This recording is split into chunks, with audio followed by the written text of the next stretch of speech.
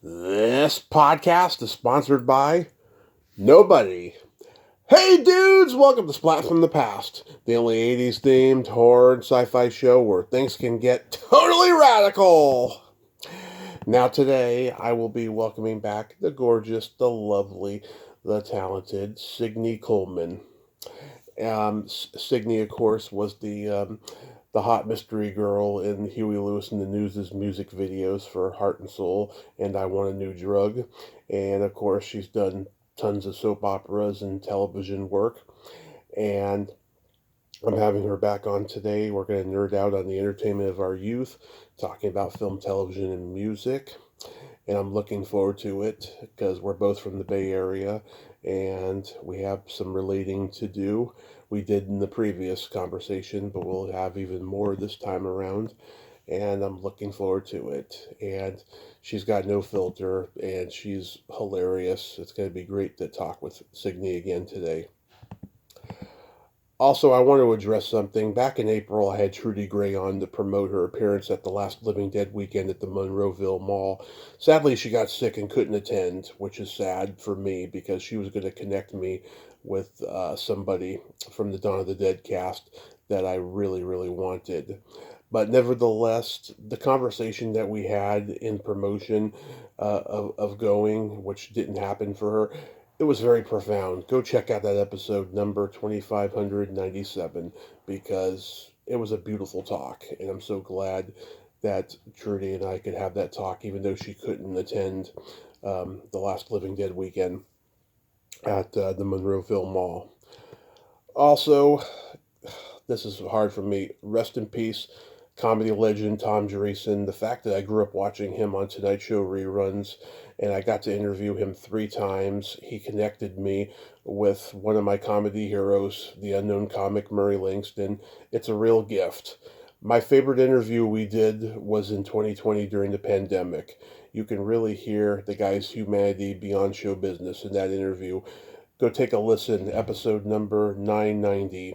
I mean, the guy is a legend and an icon, and because of him, comedians got paid pretty good for a while, at least. And I will not forget you, Tom. Thank you. So yeah, here is my new interview with Signy Coleman.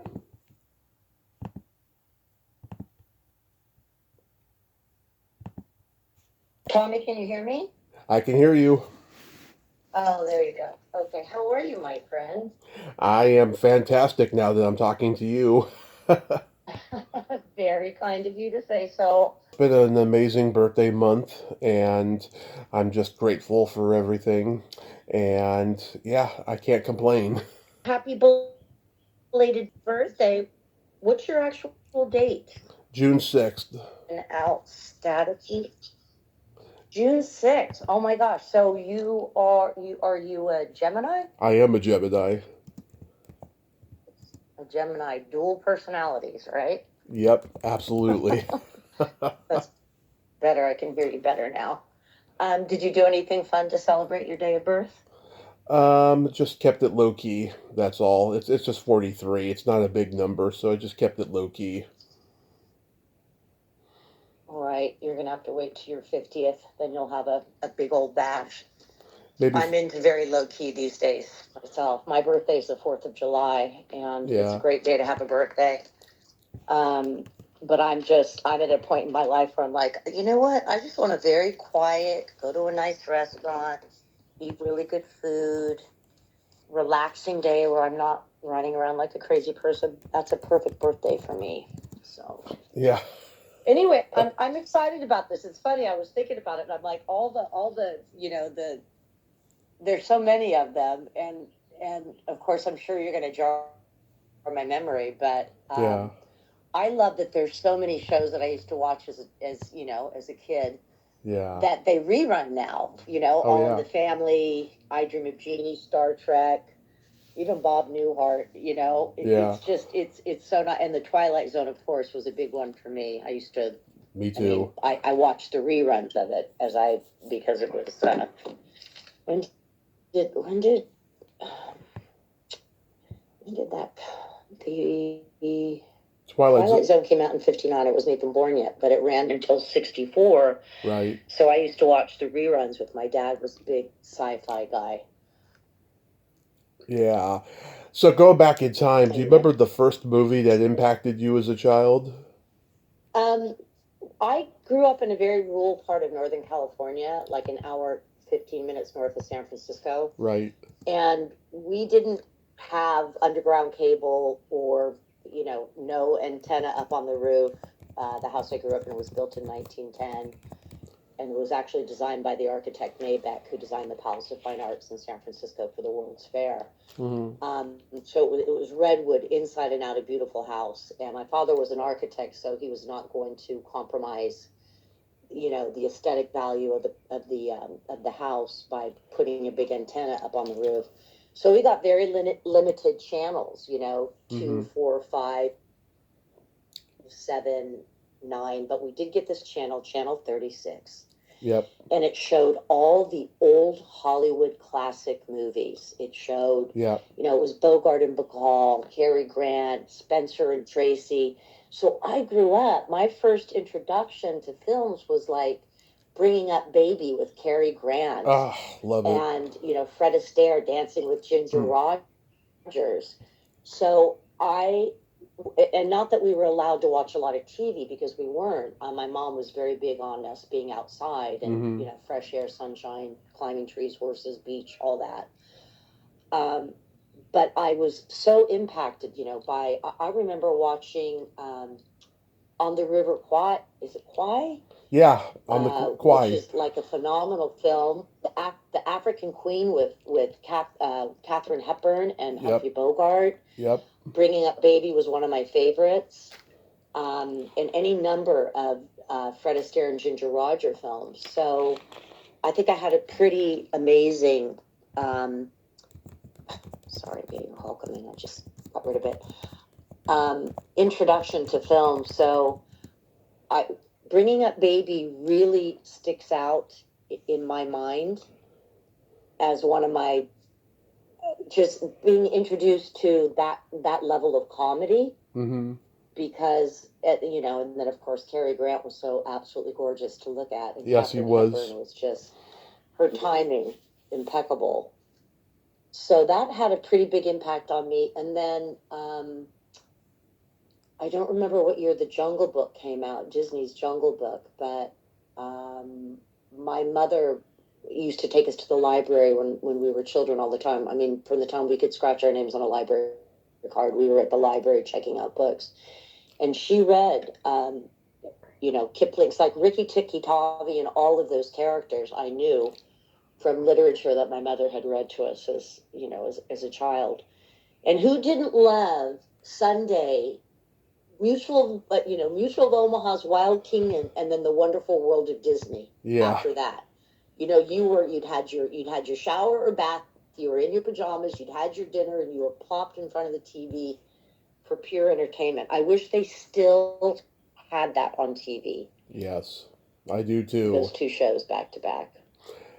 What movie genre did you gravitate toward the most? I would say that, the Hollywood, lighthearted comedies.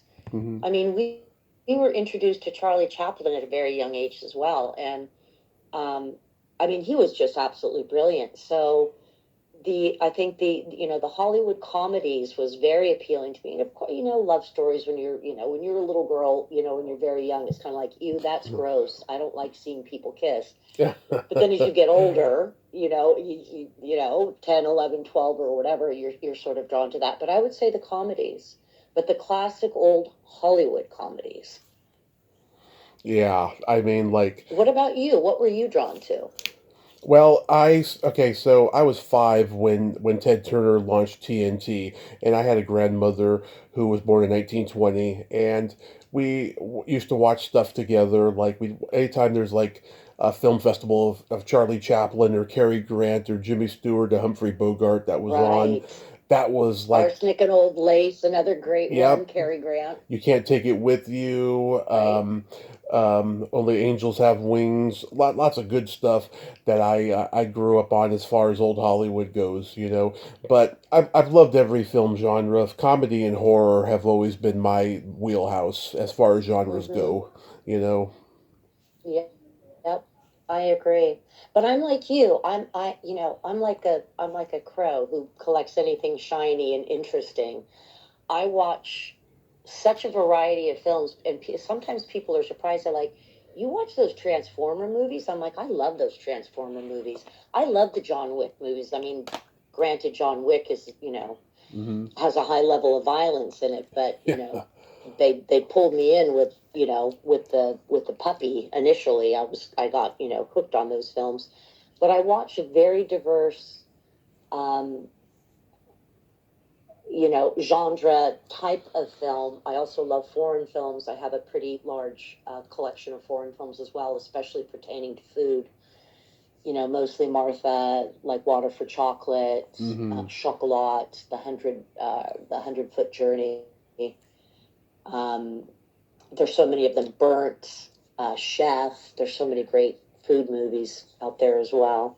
Yeah. So, were you into any of the Disney stuff? And you're much younger than I am. So, I'm a did huge you watch Disney any of the Disney films? I'm a huge Disney guy. Yeah, I grew up on, of course, the classic animated ones like Dumbo and Snow White and Cinderella and Alice in Wonderland, which was a Mm-hmm. favorite of mine. Mm-hmm. Yeah, Sleeping me too. Beauty, yeah, Sleeping Beauty was another one and stuff. Even the one that everyone says is problematic, Song of the South, I loved. I love that too, and Yeah. definitely the Jungle Book. Did you ever see Bedknobs and Broomsticks? That Oh, was one of the first I movies I loved it. saw. I loved it. I remember seeing that, and like my grandmother was a huge Murder She Wrote fan, so I knew that that was Jessica Fletcher in that movie, and I was like, "That's Right, Jessica right. Fletcher. She's in a magical land with cartoons, you know." Exactly. Yeah, That was a good one. yeah. I love Bed Knobs and Broomsticks. Oh, Peace Dragon was a huge one for me. Oh, that was another great. See, I forget, and then when my memory is jarred, then I remember that was a great. I love anything to do with dragons, and dragons are actually not terrible, mean, awful, mythical creatures. They're actually protectors. Right, So I right. love that too. Yeah, yeah, I love Disney. And I even love their live action movies like The Parent Trap, and there was this one with Helen Hayes called Candlestick. I remember. I think Jodie Foster was in it That was a too. great movie, Yeah, and I love The Parent Trap as well. the computer wore tennis So do you, shoes. right? So Bedknobs and Brooms, I remember. So I must have been 11 when I went to see that. It was a theater in San Rafael, which is Hmm. where my father's office was, which was about an hour away from where I grew up in Bolinas. Hmm. And it was a hot summer day, and he took me and my girlfriend, popcorn, candy, and we sat in this nice, cool, air conditioned theater. And at that point, I hadn't been to a lot because we were pretty far away. Where I grew up was very, very rural, and Hmm. the closest movie theaters were an hour away, and San Rafael, Fairfax, Mill Valley. So for him to take us to a movie during the week, on a work day was pretty wonderful. But my father Hmm. was the same way. He loved just such a diverse variety of genres and films. Although he did love a lot of science fiction, Hmm. sort of journey to the center of the Ah, earth, I love that movie. um, Yeah. movies of that nature. So I grew up watching those movies with him, and of course, creature features. He loved that. That Yep. was. Bob Wilkins, he hosted Creature Features in San Francisco. Mm-hmm. Yeah. Yep. Yep. So we would get a big bag of shelled salted peanuts and put like a beach towel down, and we'd sit there and shell peanuts and eat salted peanuts while we were watching creature features. To this, I that's one of my fondest memories of doing that with my father. So. Yeah. Oh, that's sweet. Yeah. I what did you like for like, comedy movies? Were you into like Mel Brooks or Neil Simon or anybody like that? Love Mel Brooks. Young Frankenstein, one of my all-time favorites. Yeah. Blazing Saddles is an amazing film. Young Frankenstein, though, is just an absolute classic. Yeah. I actually own that on DVD as well. Love Mel Brooks. Who else? Jar my memory, Tommy. I'm sorry. As I said, I'm going on so little sleep right now. Yeah, Neil Simon, the Odd Couple. Love Neil Simon. Goodbye Girl. All of his Goodbye Girl. Yeah, classic movies. That's a great one. Blake Edwards movies, like the Pink Panther movies. Oh, loved. I own the Pink Panther movies. Me I have too. the whole collection on DVD. Me too. Brilliant. Peter Sellers, forget it. Talk about comedic timing. Yeah. That man was just absolutely brilliant. Absolutely. I would watch anything that Peter Sellers. Yeah, Doctor Strangelove. Doctor Strangelove, another absolute classic. Who else do I love? There's, Gene Wilder. It's so difficult to pinpoint. Gene Wilder, absolutely phenomenal, brilliant actor. Love Steve Martin to this day as well. Me too. Me too. What is the series that he's got on right now with Martin Short? Yeah. I know what you're talking about. Yeah. I think it's on like Apple or something. Yes, I've watched a number of those. He's, I'll see anything that he's in as well. The Jerk is just one of, just like such a classic film. Hey, shithead. But when I was growing up, yeah. When I was growing up, because like as I said, we weren't allowed to watch a lot of TV. It was very, very privileged time. Mm-hmm. But the shows like Star Trek, I just love Star Trek with, William Shatner and Leonard Nimoy. Forrest Kelly, right. There's no intelligent life. Beam me up. There's no intelligent life down here. I Dream of Jeannie was another one of my absolute favorites. Mine too. And I probably started watching that because that started in '65. I probably started watching that at a pretty young age. Loved MASH, All in the Family. Was Carol O'Connor and Gene Stapleton, just brilliant actors. Yeah. With Rob Reiner. And then, of course, like Beverly Hillbillies. But one of my absolute favorites was, and two shows, The Wild Wild West and The Avengers. I wanted to be Emma Peel on The Avengers in the worst kind of way. Yeah. And I wanted to be one of Jim West's sidekicks on The Wild Wild West because I could ride horses and, go on wonderful, wonderful adventures.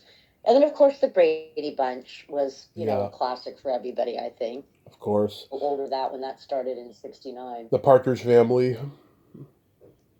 The Partridge Family. And then I ended up working with David Cassidy on, I did a guest star on a show called The Flash. And David Cassidy played my love interest. And who didn't have a crush on David Cassidy as a young girl? I certainly did.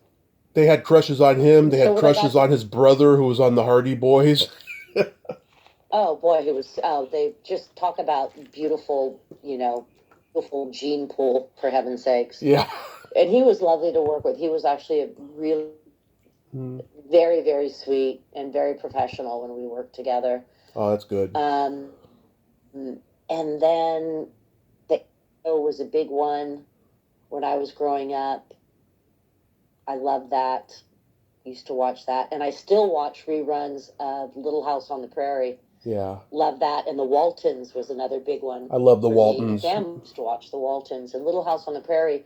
As a child, I read the entire series of books that Laura Ingalls Wilder wrote.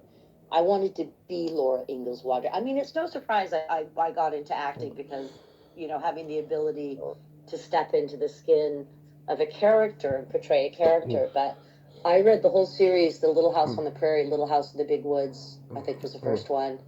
I've read them all the way through probably 5 times growing up. Yeah. Just owned those books. Those were part of my library in my bedroom and was just, what an amazing gift that Laura Wilder gave to all of us by writing, chronicling her life. Yeah, as a child of a pioneer family. I was at the Hollywood show last June, and I met Judy Norton, who played Mary Ellen. I had interviewed her during the pandemic, and I met John Boy, Richard Thomas, and he was a sweet guy, very sweet guy, and it was great. Yeah, he has a. Yeah. Go ahead, honey. I didn't cut you off. Oh, no. I got to meet two of the Waltons, and that was so great. I wanted to go meet David Harper, but it was such an overwhelming weekend that there's so many people I didn't get to meet, but there's a lot of people I did. That's wonderful. Yeah, Richard Thomas has a really sterling reputation in the entertainment industry, and he was another one that all young girls were in love with. I mean, he didn't love John Boy. You know, and the Walton family, the parents, I think we all wanted their parents to be our parents. They were so fair and even-keeled and loving and kind, and and grandma and grandpa. Just like the Bradys. So well done. Yeah, exactly. Just like the Bradys. I still get so much. And then you look at the guest stars they have on it. I think like a couple of weeks ago, it was on. I was watching it, and Sissy Spacek played a past love interest of John Boy, and I was like, God, I forgot. I mean, at that point she wasn't, on the A-lister because she was breaking in her. She was incredible back then. Her performance was just amazing. It was just so well written and so well produced, so well acted, and so well directed. She was a show that I still really enjoy watching. Yeah. She was a folk singer who got into acting. Well, she was amazing in Coal Miner's Daughter as well. Right. And she did her own singing in that movie, playing Loretta Lynch. She was phenomenal, so that doesn't surprise me. Yeah, she's a cutie patootie. I just adore Sissy Spacek. So do I. Anything she's in, and then of course, All in the Family was such a groundbreaking film. Yeah, TV series. Yeah. Carol O'Connor and Gene Stapleton and Sally Struthers, and of course the infamous Rob Reiner. Mm-hmm. I mean, it just pushed the boundaries, but with comedy. Right. And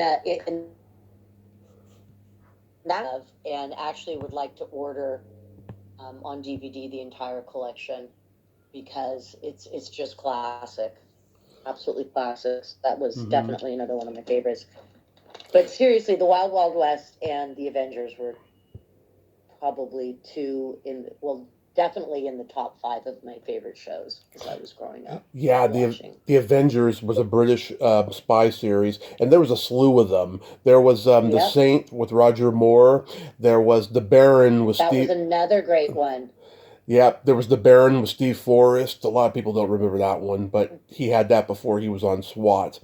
And there was Danger Man and The Prisoner with Patrick McGowan. I never saw those shows. See, I love this because now this is something that I can, research and see if I can find it on YouTube or, wherever. There's so many different ways to watch old shows now. It's wonderful. Yeah. Who were your celebrities? But I love the old British series. I mean, what about Benny Hill? Benny Hill, I love Benny Hill. I have all of the old VHSs of his shows, and I watch them, and I just crack up. I'll tell you. Well, the British humor can be a little off color, a little dirty, for lack of a better description, but it's absolutely brilliant. Fawlty Towers, another one of my favorites. Absolutely love Fawlty Towers. Love Fawlty. John Cleese.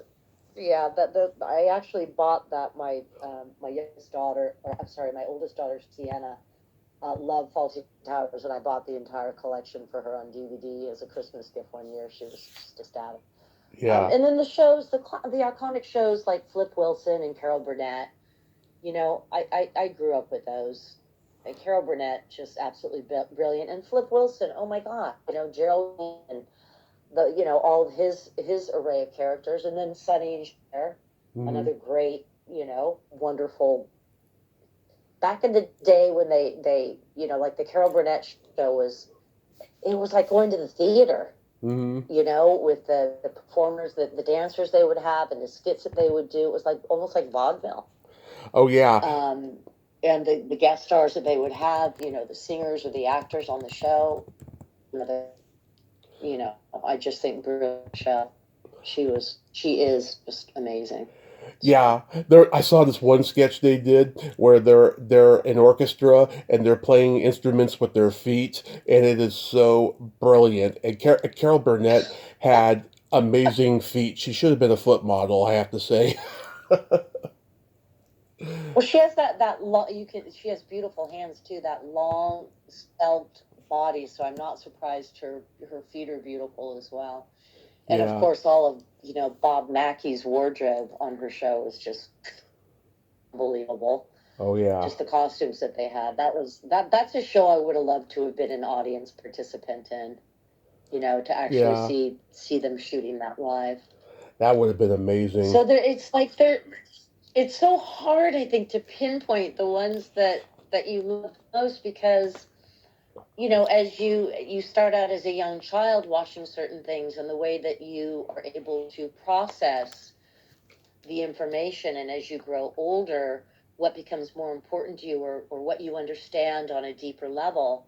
So that, you know, there's like chapters in my life of different shows, and the influence of you know, television and films, as I said, watching Channel 36 with all the classic old, you know, many of them black and white Hollywood films, left such an impression on me. I mean, it's really no surprise that I gravitated towards the entertainment industry. So I had some good groundwork laid with some really amazing talent. So who were your celebrity crushes? Well, David Cassidy for certain. In the music genre, James Taylor was one of my first crushes. I used to listen to his music all the time as a young girl. Definitely Robert Conrad on the Wild Wild West. Yep. I thought Patrick McGee was pretty dapper in the Avengers. As you know, I list all my Larry Hagman, you know, on I Dream of Jeannie, and I loved the scent of the inside of her bottle, and it's really funny when I've traveled to New Jersey with Chris. He won't fly, so we drive. He's got a work van, a Ford work van, and I convert the back of the van with a mattress and a flat screen TV and my DVD player and a number of films, or on my iPad I'll download series or movies onto my iPad with my headset, and I have a little ice chest with a refrigerator, all my magazines, books, blankets, pillows. And a friend of mine said, "Oh my God, that looks like the inside of Jeannie's bottle on I Dream of Jeannie." So my friend ordered me a I Dream of Jeannie pillow for my excursions in the back of the van. It looks like the inside of a bottle. It's really funny.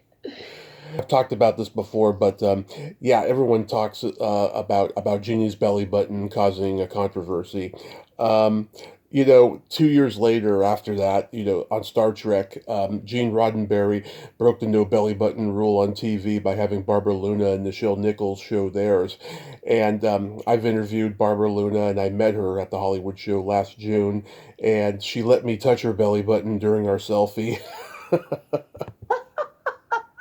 I love it. I love it. Yeah. Now, when is this event? Was it this? Did you go this June or last year? Last June, and they have it every like 3 or 4 months, you know, throughout the year. They do like three or four of them a year in Burbank, and it's wonderful. I mean, you could see people from all types of show business there. It's so great. That's wonderful. And what is it called again? I know I've heard of it. The Hollywood Show. The Hollywood Show. That's right. You know, I used to do all the personal appearance things, and I've been, not that I purposely retired, but with COVID and then the writer strike and then the actor strike, and everything sort of slowing down, and I'm just getting back into the loop of things as well, by way of the podcast actually took a sabbatical on, just because we had a lot of personal family stuff between the two of us going on. But it's so wonderful when they have those types of events where you can go and meet and greet with the actors, and I'm assuming they have creators of the shows as well, whomever, and you when you get to meet somebody up close and personal, I think it's just a wonderful thing. Yeah. Very inspiring for people. It's a lot of fun for sure. And then of course Richard Thomas was another one of my crushes from the Waltons. Yeah. Most assuredly. Yeah, for me, Cary Grant was a big one. Natalie Wood. Lots of 80s movie actresses that I've met and become friends with through the podcast. But it's like I don't see them the same way anymore because now they're like my aunt, Right. Well, she was amazing even as a child actress. She was really, quite talented and so beautiful to look at. I love Natalie Wood as well, and Cary Grant. Mm-hmm. I mean, who doesn't? And Gregory Peck. To Kill a Mockingbird is probably my favorite movie of all time, and the book, one of my favorite books of all as well. Atticus, another parental figure that we probably all wanted as a parent. But that was such a brilliantly, the book, the literature was just absolutely brilliant. And the film was done so well. Anything he was in, he was great. And like I could watch anything he did, like the Guns of Navarone or the Snows of Kilimanjaro, and what's the one, the Hitchcock one, Notorious. Was it Notorious? The what? I'm sorry. Was it Notorious is phenomenal. Yeah. And then his with Audrey Hepburn in what's it called? I'm on a blank right now. It takes place in Italy. Roman Holiday. Roman Holiday, one of my favorite films of all time. I will watch anything that Audrey Hepburn is in. She was just phenomenal. Oh, remember Charade? Breakfast at Tiffany's. Yeah. Charade, I have that on DVD. That was just another brilliant film. I always say she was such a. Mm-hmm. I always say if Cary Grant had stopped after Charade, it would have been okay because I think he did his best performance of his career in that movie. In Notorious? In Charade, because in Charade, oh. Yeah, because he did two more movies after that, Father Goose and Walk Don't Run. But if he had ended on Charade, it would have been great. And I think he should have gotten an Oscar nomination. I agree. And Father Goose was a great film. I totally forgot about that movie. Yeah. That's why I'm doing this, because you jar my memory. And, when we're finished, I will start writing all of this down so I can, I still go to the library. Mm-hmm. I have this incredible library in Upper Saddle River. Uh-huh. And they are connected to all the other libraries in Bergen County in New Jersey. And I can find just about anything, any film. And I will forget about certain films. And then when my memory is jarred, as you are helping me remember certain things, I will contact them and have them track down the movies and rewatch them, because I am like Turner Classic Movies is a channel my TV's actually on. Yeah. That I am so grateful for the films. They had Hawaii on last night, very, very late. Nice. With Max von Sydow, and the cinematography is so beautiful in that film. It's insane. Did you watch there's so many. Did you watch Batman growing up? Did I watch Batman? Yeah. Yeah, I did. Yeah. I was not as much of a, which is funny because I love the remakes of the Batman movies that they've done and all the different actors that have played Batman. Yeah. But I did watch it with the Penguin and Bruce Ward was Batman, correct? That was Burt Ward, yeah. Burt Ward. What did I say? Bruce Wayne Ward is the name of Batman's alter ego.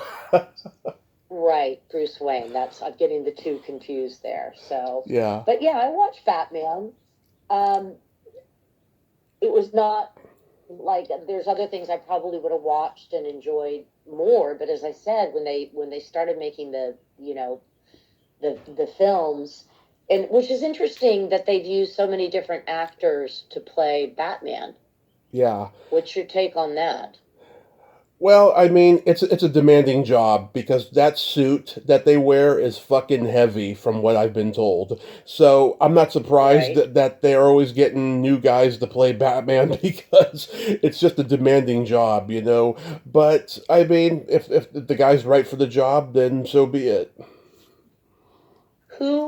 Okay, so a number of that, like I thought Michael Keaton was great. I love Christian Bale. Mm-hmm. And Ben Affleck. Who is your favorite? Robert Pattinson. I think my two favorites are Adam West and Michael Keaton. I think that Tim Burton was really right casting Keaton because he captured the Dark Knight essence in just his eyes and his facial expressions, which I thought was perfect. But at the time, people were like, "Why the fuck are you casting?" Agree, and I love Michael Keaton. He's another one of my absolute favorites. Yeah. He did you ever see the Shakespeare's Much Ado About Nothing? No. Oh, sorry, you're cutting in and out, honey. No. I want me to talk over you. No, I never saw the Much Ado About Nothing of Michael Keaton. No. Well, he played this sort of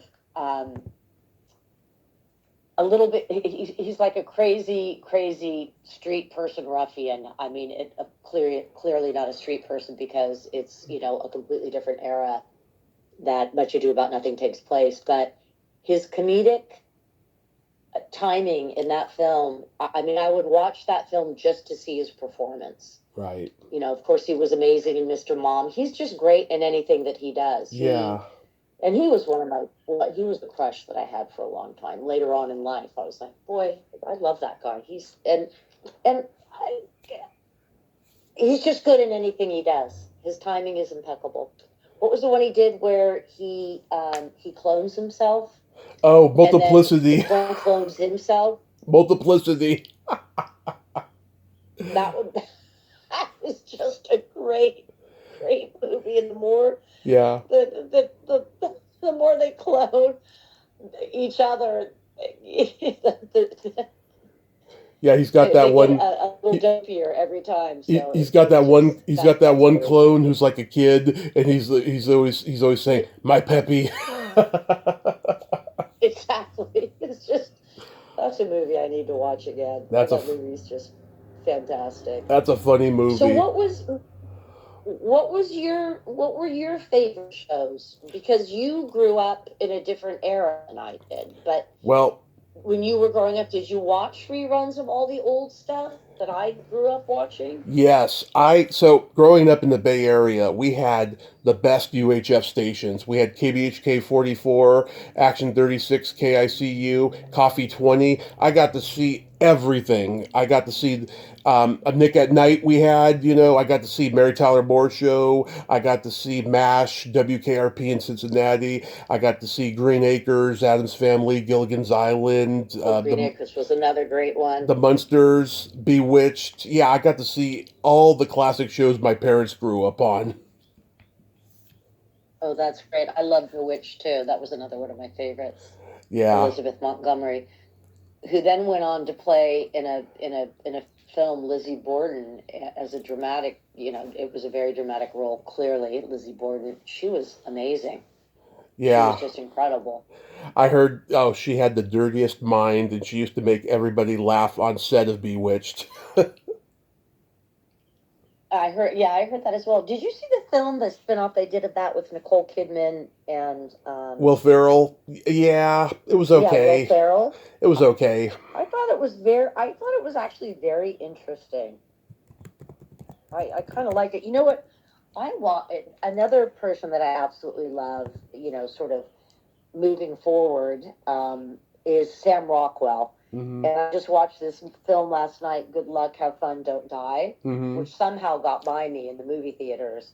But it was a very interesting premise about, you know, the future at stake because of our minds being rotted by social media and then, AI now Right. in our presence. Right. Anyway, it's a film. It's definitely a film worth watching. It's just the premise of it was very interesting. And Sam Rockwell, I think, is just brilliant. He's another one. I mean, his Mm-hmm. performance in Jojo Rabbit was just, I'll see anything. I mean, from doing that type of comedy to The Green Mile, where he just plays just a hideously disgusting, killer in a dramatic role. I just think he's amazing. Love him. Yeah. Did you watch the Monkees? Love the monkey. Who didn't have a crush on Mr. Jones? I Come did. on. I did. Another childhood crush. Yep. I mean, we all did, for heaven's sakes. Yeah. We all did. He And Mickey Dolenz was pretty cute, darn cute too. Davey lived in San Francisco, and my mom worked for the cable company, which she's to blame for me knowing all of this. She had one of her tech guys go out to his house to fix his cable. And when he knocked on the door, Davey answered wearing a bathrobe, and he had like 6 girls with him. They were about to have an orgy. That's a great story. Yeah. Hey, you know what? San Francisco was, definitely, rocking and a rolling back in the 60s and 70s. There's no question about that. Oh, this was like I'm not surprised by that story. This is in the late 90s. Oh, it was in the 90s. Oh Yeah. my gosh, that's great. Yeah. It's a lot of different kinds of people on this planet, and he was, a very, very, or perhaps still, I don't know, is he still living? I'm not even sure of that at this point. He died in 2012. Oh, he did. Okay. Yeah. He wasn't very old, was he? He was like 67 or something. That's very young in this day and age with, the medical advances that we have now. Well, Mickey's the only one left. Yeah, Mickey's the only one left. He was a beautiful human being, and you can't get away from how attractive somebody with a British accent is. Yeah. Any type, Scottish, British, it just it at least in my opinion it melts one's heart. I saw them live in 1997. They played Candlestick Park before a Giants game, and my God! It was just the three of them. Michael wasn't there. And after the show was over, they drove off the field in a Cadillac. It was priceless. I love that. What an experience that you had to see them perform. Yes. Were they good? Did you? Were you rocking to it? Oh, absolutely. Yeah, they did all the classics. I think we missed the first 3 songs, but we got to hear all the ones we wanted, and it was just, oh my God, it was fabulous. It was like one of my earliest concerts I ever went to. That's pretty awesome. Did you stay for the game? Oh yeah. I can't remember who won. Did the Giants win? I can't remember. Oh, okay. I can't remember the outcome, but yeah, it was fun. Do I have memories of Candlestick Park? We used to go. A group of us used to just take off and go and watch the baseball games, and of course my football team, the iconic San Francisco 49ers. That's still my team to this day, even though I live on the East Coast now. The Giants are my East Coast team, but we'll have to say the Giants and the Vikings. But the 49ers, I'm still a diehard 49er fan. And to have watched them in the Joe Montana, Jerry Rice era was just, I'll never forget. I think Herb Cain did or somebody did a comic strip in the San Francisco Chronicle of... it was Joe Montana. It was a hot tub, and he was standing on top of the water. The coach is saying, "Come on, Joe, don't show off," because Joe Montana walked on water. Anyway, it was I should have cut it out and saved it. It was a classic. Were you? Anyway, Candlestick Park. Did you buy one of the seats when they were disassembling the park? No, no. I was still like in high school at the time, and no, I never got to That's go right. And again. you're a bit. You're like a little baby. You're like how old? Wait, how old did you turn on your birthday? 43. 43. Oh my goodness, to be 43 again. I, I, You're I so was young. I was so It's lucky. wonderful. I got to see the tail end of everything before everything started going downhill, you know. I mean, I remember when there was no internet, you know. It was a boring world before the internet, I can tell you. It's gotten even more exciting since I started going on the internet back in 2000.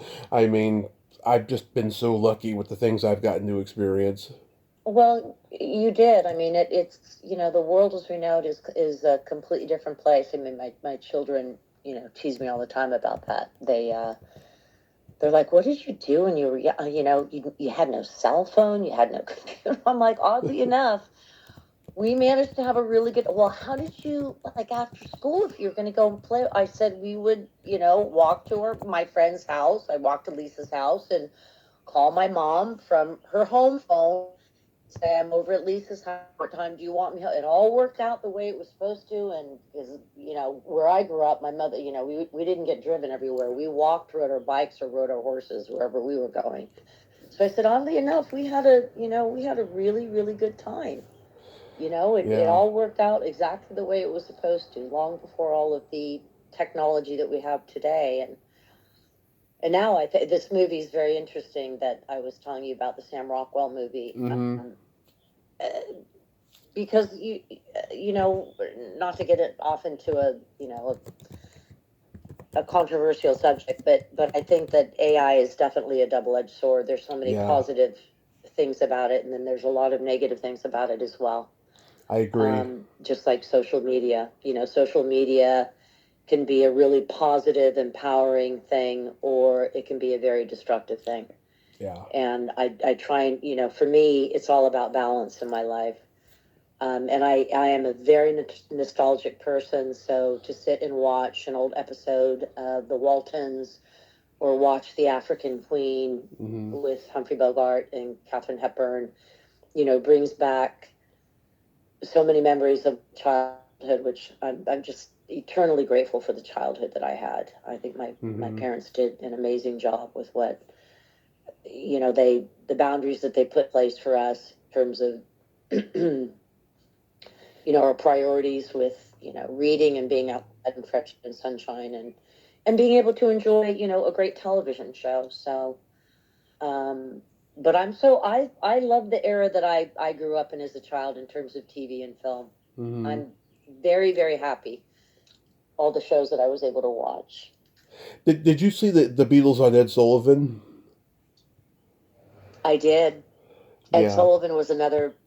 Talk about what you were able to be exposed to on a an entertainment variety show. They were incredible. I mean, the performances that you saw on that show were iconic, to say the least. Mm-hmm. Yeah. I mean, Did, I've talked to three people who were there that night.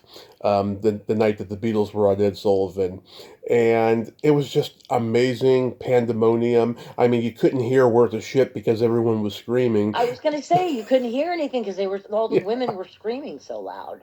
Yeah. So, and then didn't Jim Morrison with the Doors? Wasn't there a controversy between Yes. Ed Sullivan and Jim Morrison because they Yeah. didn't want him saying certain things in the song that they were saying? Wasn't he did "Light My Fire," right? Yeah, so what happened was in the song Light My Fire, he says, Girl, we couldn't get much higher. And Higher, they right? they wanted him to say, Girl, we couldn't get much better. And Jim Morrison was like, fuck that. So he said what he wanted to say, and then they got banned. And the Rolling Stones went through the same controversy at the same time. Let's spend the night together. They wanted to change it to let's spend some time together, which is dumb because, it's a title of the song. So exactly. Mick pretty much mumbled the chorus, and I don't know what the outcome of that was. I mean, they were on several times, so I don't know what happened. But it's you bring an entertainer on, a musician, based on what they've created, and then you want to edit what they've created. And I understand, there were very different, rules in place back there in regards to television and what was appropriate and considered inappropriate. But yeah, you know what you're getting. I mean, you've heard the song, you know what it is, and let parents decide whether or not a child is old enough to watch something or not. So anyway, that was just another great show, and he was an interesting character. Oh yeah. But I also like Flip Wilson was one of my absolute favorites too. Flip Wilson. I think he was just incredible. He was very, very talented. Geraldine. Geraldine, I love Geraldine. Yep. Geraldine. Geraldine made me laugh. Here comes the judge. Here comes the judge. Remember, there were so many variety shows, like especially after Laugh-In. Everyone was trying to be Laugh-In, and no one could really get it together. Sonny and Cher had a great variety show. The Smothers Brothers. The Smothers Brothers. Yeah. They were fantastic. Remember Bobby Goldsboro? Oh, yes. Yeah. Oh, yes. Nobody remembers that guy anymore. He was huge back then. He had his own variety show. Yeah. He was very He was another very handsome man, for heaven's sakes. He's an artist now. Yeah. Talk about Rowan and Martin's Laugh-In, another frigging brilliant program.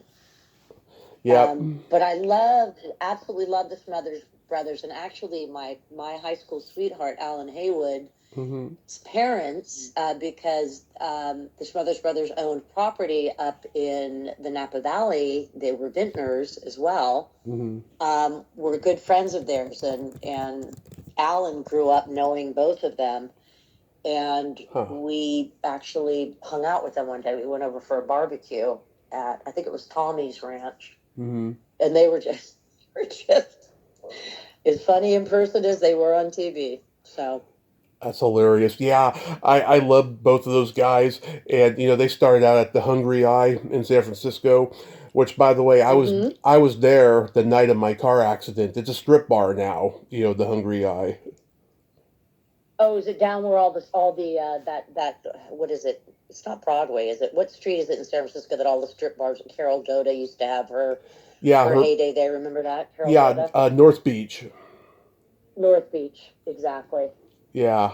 What do you mean? What car accident? I don't know about this. Oh, I had a car accident in 2015. That's what led to me starting the podcast 2 years later and stuff. I had a life-changing experience, and I was in a coma for 30 days. I woke up on my mom's birthday. Oh, my God. Tommy, I had no idea. Yeah. Thank God you're all right. Yeah, it was pretty profound. That would definitely be that would be absolutely life-changing. What happened with the accident? It was just another night of drinking gone awry. A lot of things had happened up to that point. My mom and I had been homeless for a while. My best friend had died in a car crash a couple months before. I was just out of it for a couple of months leading up to that, and I fell asleep in the passenger seat. The guy that I'm no longer friends with fell asleep at the wheel. We got out of we ended up in the middle of the road. We got out okay, but then the car collided with ours, and the impact hit us, and I got the worst of the injuries. Oh my God. Jesus, what year was this? 2015, in January. 2015. How old? So you were, okay, you just turned 42. Don't make me do math in my head. How old were you? I was almost 32. 32. And you were in a coma for a month. Yeah. Woke up on my mom's birthday. Wow. I don't remember anything until the third day that I was awake because I was under heavy anesthesia, and it was a torturous process. Well, I'm very grateful that you're okay today, Thank you. and I can understand how that would be. That gives you perspective on a lot of things. It does. You It know, does. when you go through that type of trauma, my Lord, you start putting everything in, in a different order in It terms of your life and probably your life's work. So, it does. oh wow. Now where are you still in the Bay Area now? Where are you Oh now? well, I'm in Modesto. Yes. Um, Oh, I love Modesto. I shot on location there in Modesto. I left San Mateo in 2017. I went to Redding for 6 years. That's when me and my mom we got help from my godmother, and we went up there for 6 years, and then we moved up here to Modesto. But now Modesto, when I shot on location, there was a sleepy, tiny little town. It Has is. it grown in size, or is it still very sleepy and charming? It's still big. I mean, it is big, but it's still quiet. And yeah, you hardly hear anything here. It's very peaceful. I just wish there was more single women out here. There's like no dating scene. I'll tell you. You're gonna have to do some traveling, dude. Oh God. You're gonna have to get on your bad motor scooter and ride. Oh my God. I love that Montrose reference. I love it. Yeah, me too. It's a good one. let's talk Definitely. let's talk music now. Like, we both love Bay Area rock music. Montrose, Jefferson Airplane, Hot Tuna, Quicksilver, Messenger Service. I mean, Bay Area is full of great music. Oh my God, no joke. I mean, including, Huey Lewis and the News, one of my all-time favorites, clearly. Um, Yep. thank goodness for those videos. Greg Kinn. Where do you even begin? Growing up in Bolinas, the local bar, Smiley's, which used to be a saloon back in the Hmm. 1800s, because the town I grew up in was a pioneer town that got settled, I think, in the late 1700s, early 1800s. Um, Out of nowhere, these incredible performers will just show up unannounced and sit down and have a jam fest. So, in the community center, the local community center, I've seen an incredible collection of artists there, including Huey when he was in the band Clover before he was Huey Lewis in the News. And then, of course, San Francisco is like a melting pot of just incredibly brilliant music. My parents had very eclectic taste when I was growing up. So I grew up on Sergio Mendes in Brazil 66, Yeah. Gilberto Getz, Bob Dylan, Oh. Crosby, Stills, Nash and Young. I mean, it was classical music from Tchaikovsky to Chopin. My parents were, I was like, I was exposed to so much from the time I was very young that I am the exact same way. I have very eclectic taste in music, from jazz to classical to, the classic rock of our era, to opera. I love opera, Madame Butterfly being one of my, and Cavalletta Rusticana. So, where do I start? Where do I begin? I am a die-hard Bad Company fan. That I've band seen is in them. my top three. Paul Rogers. I've seen I them think is one of the live. best vocalists of all time. Yep. You know what? The only time I saw Paul Rogers was after Freddie Mercury passed, and he toured with Queen. It was the first concert I ever took my first concert I took my oldest daughter to, Sienna. Nice. And it was phenomenal, just phenomenal. I think he is one of the greatest vocalists of all time. I just love him. Yeah. And then who were some of your favorites? Okay, so my dad was a musician in his early years, so he had everything on vinyl. So I got exposed to the Beatles and the Rolling Stones and the Beach Boys. I love all those guys. Me too. Me too. I love ZZ Top. I love Pink Floyd. I love I love Mountain, Leslie West, Mississippi Queen. I love that. I love Steve Miller, huge Steve Miller fan. I seen him One of live. my favorites. Yep. Love him. I saw him with Journey back in 2014. He opened the show before Journey, and Neil Sean came up on stage, and they did an acoustic jam together, and they did Stairway to Heaven. It was hilarious. Oh my God, I would have paid money to see that. Journey is one of my absolute favorites as well. Yeah. I've seen them in concert so many times. Foreigner, so many times. AC/DC, I don't know, I can't even count how many times I've seen them. Huge AC/DC fan. Aerosmith, huge Yep. Aerosmith fan as I've seen well. Aerosmith. Yeah. Many, many times. I mean, I went to so many concerts between the age of, 17 to 22 in the Bay Area. There was just so much good music consistently everywhere. So many great small little clubs sprinkled throughout San Francisco. I mean, the music and food scene in San Francisco in the 70s and 80s was, when it was my old stomping grounds, traveling back and forth to Europe before when I was modeling, because I started out modeling and then segued into acting. So I would spend a lot of time in Europe during those years as well. But when I was back, we were, me and a group of my friends were in the city all the time, going from place to place, listening to music. So, and I almost always have something on, excuse me, if I don't have a music station on. I usually have a DVD. I also am a big country western fan. Yeah. I think country western music's come a long, long way, although I love all the old classic, Patsy Cline, Loretta Lynn, Hank Williams. I love so much of the new music that's come out now. I love that as well. So, but my absolute favorite is just the classic rock of the 70s and the 80s. Although I am a huge Beatles fan, I love all of their music, but their early music for me, and the Beach Boys. I grew up listening to the Beach Boys, and Brian Wilson was so far ahead of his time. Yeah. Just a brilliant human being. I got to interview his daughter Carney a year and a half ago, and it was one of my favorite interviews ever. She's a total nerd like me, talking about all the stuff that we're talking about, and it was great. I got to meet her at the Hollywood show too, and I met the other two Wilson Phillips girls. Oh, you're kidding me. That's fantastic. Do you have that interview, Tommy? Could you send that to me? Oh, I will send it to you. It is great. She tells a hilarious story near the end that you'll be guffawing at. I mean, just dying. It's great. I would love to listen to that interview. Yeah, I will definitely send it.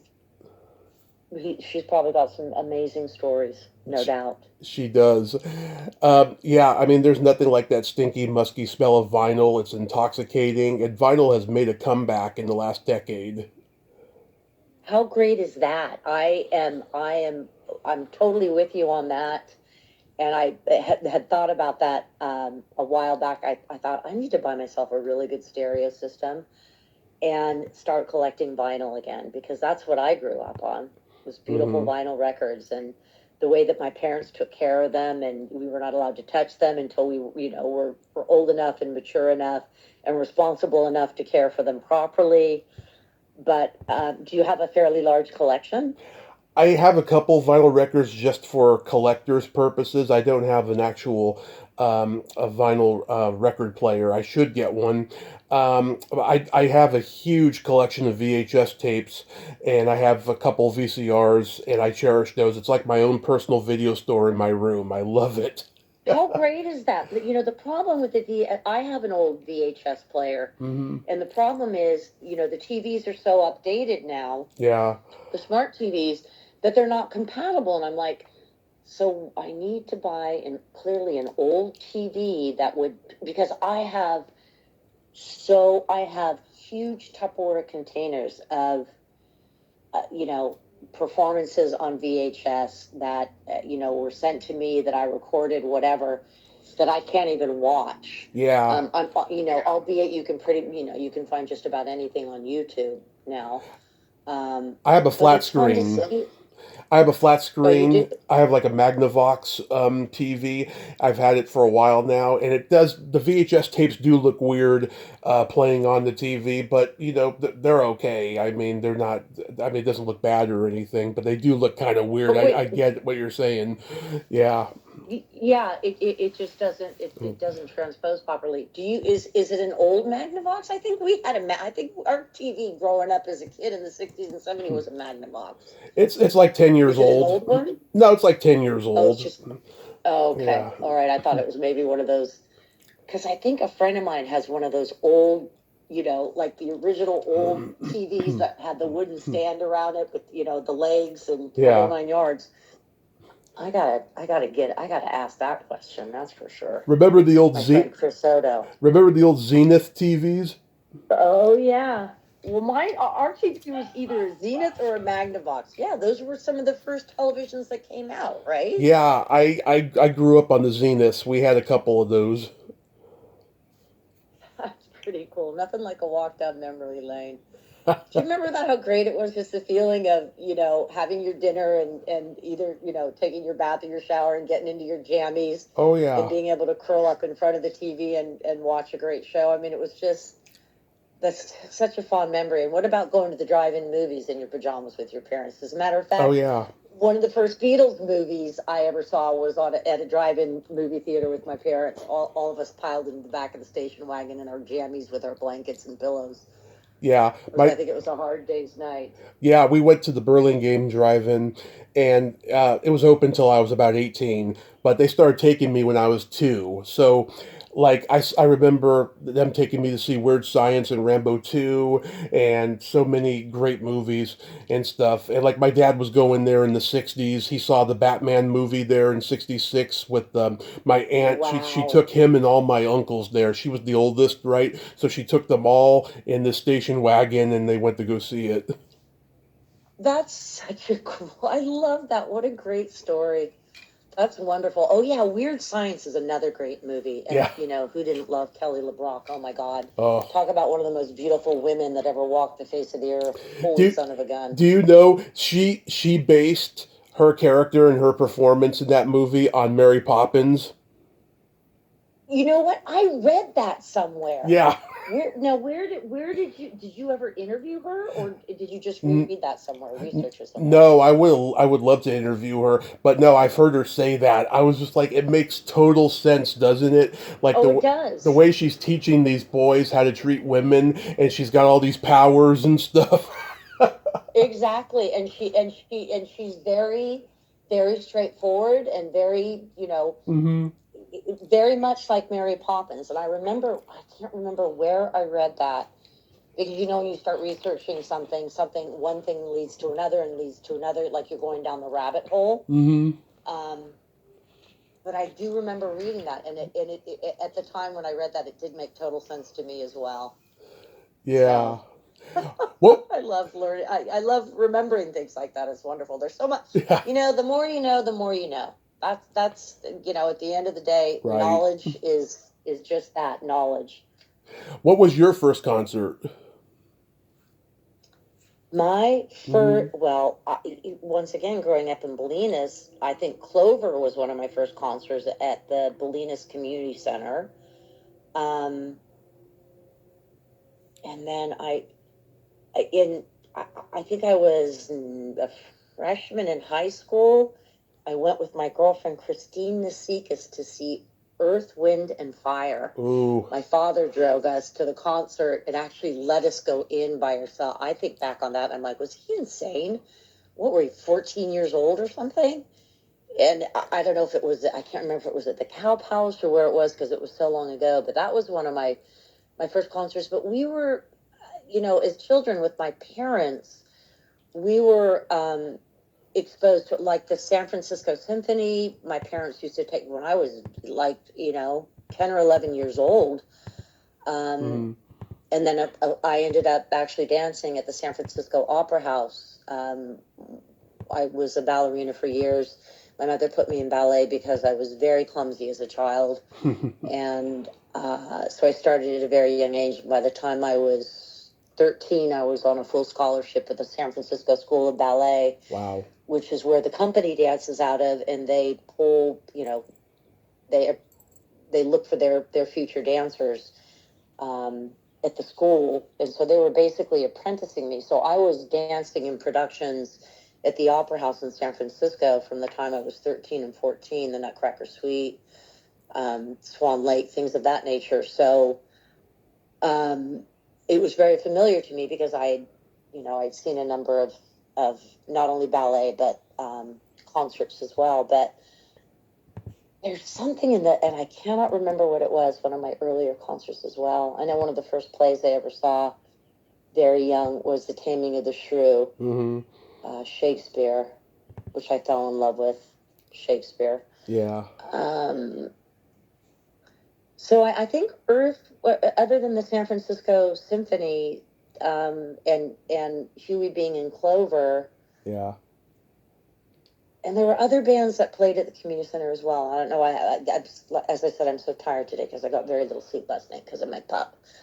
But I would say that's it. And what about you? What was your first concert?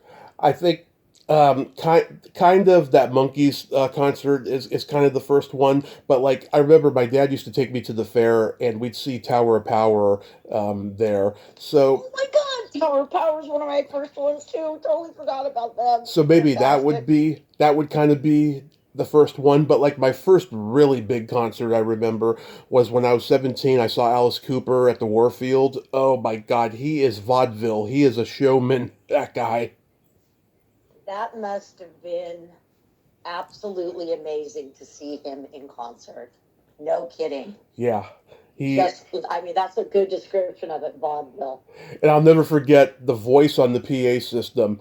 This guy is like, if he finds out I'm warning you, he will kill me. That's funny. Yeah. Speaking of which, God, you reminded me of something, and now it just went right out of my mind. I'm sorry. Nothing like being sleep deprived. No, it's okay. I this brings up, like I said, Tower of Power was like, I saw them in a number of times. They were just phenomenal. Yeah. Still one of my favorites to this day. I can't remember what it was. Anyway. Yeah, they're great. But to see Alice Cooper, that must have been incredible. One of the best concerts I ever saw was, talk about a performer, was Prince. Oh. I went to this concert with a very dear friend of mine, Jane Book, and a group of people in Los Angeles, and we did not sit down the entire concert. Wait, Jane Brooke, the actress?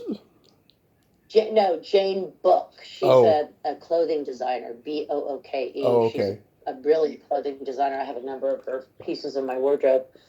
But it was one of the most memorable I've ever seen. And then, of course, Bonnie Raitt's another one of my absolute favorites. I love her music, seen her in concert a number of times. And who else? There's so much good music. Where do you start?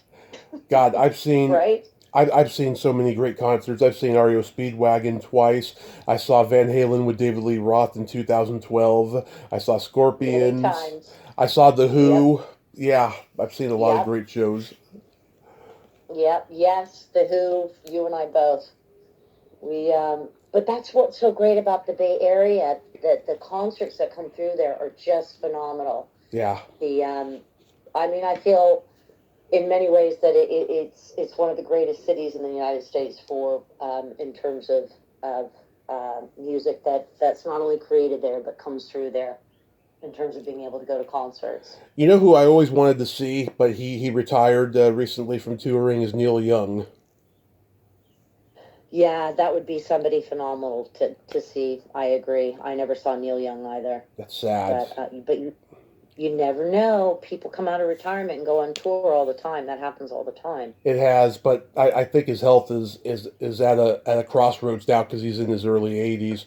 Like Peter Frampton as well. That's another one that I saw many times. I'm a huge fan of Peter Frampton's, and his health is not. He's not doing very well. My dad was at Frampton's Comes Alive at Winterland. Oh my God. Yeah. I'm trying to think if I was there. I might have been there. My God. Yeah. Wait, are you, Tommy? Are your Are your parents still living? Your mother is, Yeah, correct? You're no, with your both. mother in Modesto? I got both my parents. I'm so lucky. You are truly blessed. How old are your parents? Or My is that too personal? Oh, no, it's not too personal. My mom is 72 and my dad is 69. Oh, that's great. And they're both still kicking around. That's awesome. Yeah, I mean they're not without their health issues, but they're kicking around, and I'm so blessed. No, you really are. That's wonderful. I'm glad you're so close to your mother. That's such a gift. It is. I miss my mom so much sometimes. Whenever my mother was an incredible gardener, whenever I'm out in my garden, I feel her presence so strongly. Mother Mary, full of grace. She was an angel on this planet. She really Oh, was. Yeah. do, So my best to your mama and your papa. thank you, thank you. Do you remember your first makeout song? It would have been Journey. Uh, Maybe. God, that's a really tough one. Um, no, I fell in love my freshman year with my high school sweetheart. He moved away the end of freshman year to the Napa Valley. They bought how many 120 acres up on the outskirts of Sonoma, the town of Sonoma, and started their vineyard, Le Chamazal. mm-hmm. And we started dating. I carried a torch for him for forever. Our junior year, he actually came down to visit a mutual friend of ours. He went to a private Catholic school and he had some Catholic holiday. So I was walking down to the student center the beginning of my freshman year. I finished a test early and I walked by and there was Bill Brown and Alan Haywood sitting on a wall. And I hadn't seen him. I sort of kept track of him through the grapevine, and he said, "Hey, how are you?" And I was like, just my knees were knocking. I was so nervous. I said, "I'm good. How are you?" And I just kept walking. And he got my phone number from Bill Brown and called me and asked me out on a date. So that would have been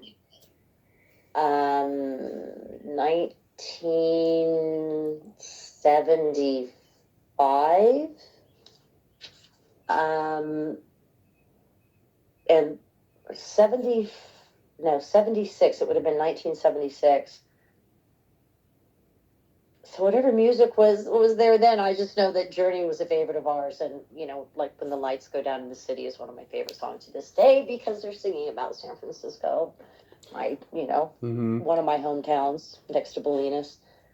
So I can't remember per se because there was so much music back then in my life as a young person. Well, and what about you? What was your first makeout song? Oh, this is a question, by the way. This is a pretty steamy anecdote. It was Janet Jackson's Love Will Never Do Without You when I was 12, and it led to my first heavy petting experience. Oh, you were 12 years old. My God, I was like way behind the curveball with when I started making out, and we dated for 8 years. He was my first boyfriend. We dated for 8 years. Everybody thought we were going to get married. Yeah. We're still friends to this day, which is wonderful. But I love Janet Jackson too. She is another incredible performer. Yes. I love Simon and Garfunkel. Their music, I think, is fantastic. And Art Garfunkel, when he peeled off, and or whatever happened when he started recording independently. There's an album, I can't even think of the name of it, that is one of my really, really beautiful music that I love.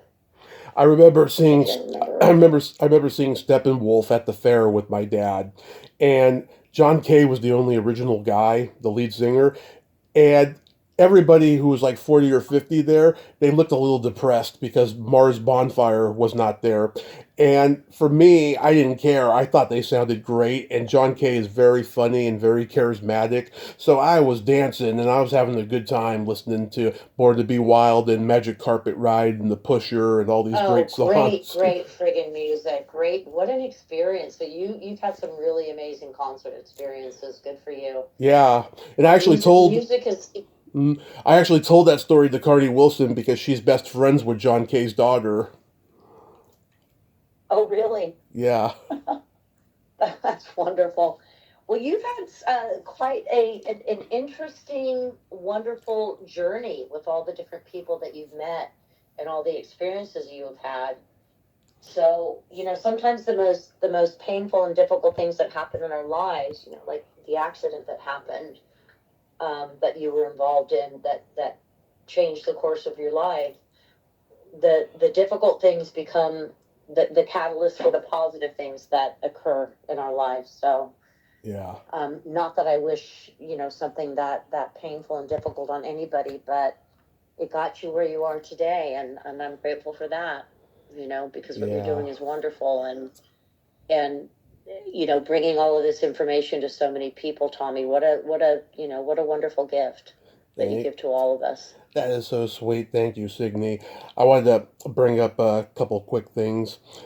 June is National Bellybutton Month. Are you an innie, outie, or in betweenie? I'm an innie. Not terribly in, but it's definitely an innie. Yeah. A very cute belly button. I'm sure there's pictures of it somewhere because I used to do, when I was modeling, quite a bit of sportswear and swimsuit and lingerie stuff. So I've got plenty of pictures of me with my belly button exposed. You have an innie or an outie? I was going to mention, yeah, I have a deep innie. I call it the bottomless pit because it's so deep. And I remember one time in my 20s, right, I went on a date with this girl that I met on a dating website, right?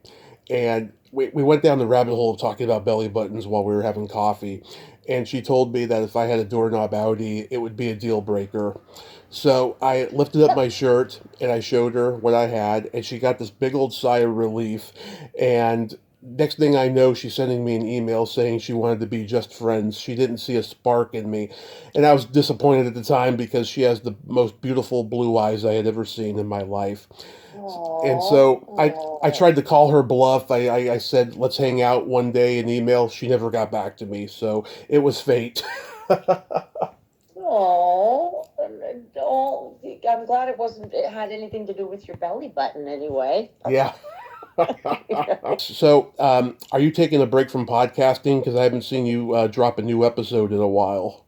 Yeah, we have, because, as I said, I just had a lot of personal family stuff going on, and Tyler as well. He had a lot going on without going into detail about things. But there's a number of other things that we have continued to work on. We have a production company, Honor Entertainment, and Tyler is a prolific writer, and we just finished rewrites on a script of his, a horror film, which is phenomenal, and we're in the process of taking meetings with that. So, as you well know, a podcast is a huge time commitment, and with so many different variables going on, we will pick it back up. We're also, the internet series that we did, River Ridge, we have outlined season 2 for that. We've got so many, but we will be picking that back up probably in the next month. So there was just a lot of external forces and, as I said, personal things going on, not only with my family, but with his as well. So, but we'll be back. No worries.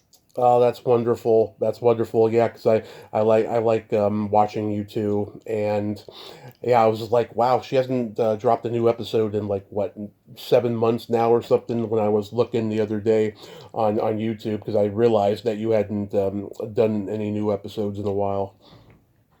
Yeah, we took as I said, a long break. Which at some point, when we get back to it, we'll talk about it with with the audience as to what transpired, et cetera, et cetera. So I just feel an obligation to sort of share my, my personal things that are going on in my life in the hopes that it will help somebody else at some point. So, but I appreciate you asking that, Tommy. Yeah. Of course. Signy, and will you remember to send me that episode of course. Of your interview? Of course. Because I really want to listen to that. I would really enjoy it. I mean, I love your podcast, so big fan, Tommy, big fan. I am a big fan of you too, Signy. I love you. Thank you for nerding out with me today. And I'll nerd out with you any day, my friend.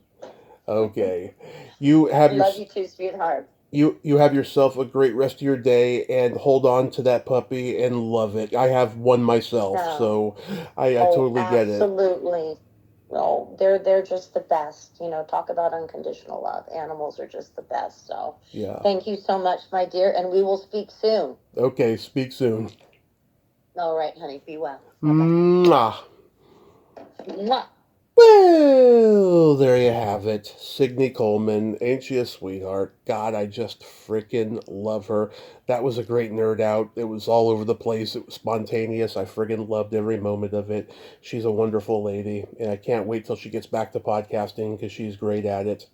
And it was great catching up with her. Well, until next time, this is Tommy Throwback Kovac saying, there's no shame in living in the past because the present sucks. Later, dudes.